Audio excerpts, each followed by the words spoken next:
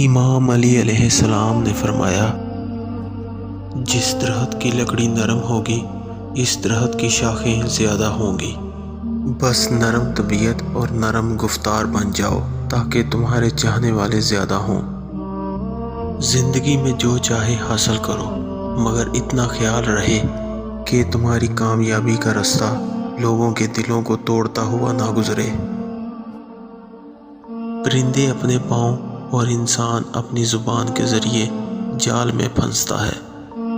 ہر انسان کی عزت اور اس سے محبت کرو، کیونکہ ہر انسان کے اندر اللہ تعالیٰ کی کوئی نہ کوئی صفت موجود ہوتی ہے۔ گفتگو میں نرمی اختیار کرو، لہجوں کا اثر الفاظ سے زیادہ ہوتا ہے۔ اگر کوئی تم سے جلتا ہو تو بجائے غصہ ہونے کے اس کی جلن کی قدر کرو، کیونکہ یہ وہ لوگ ہیں جو تمہیں خود سے بہتر سمجھتے ہیں۔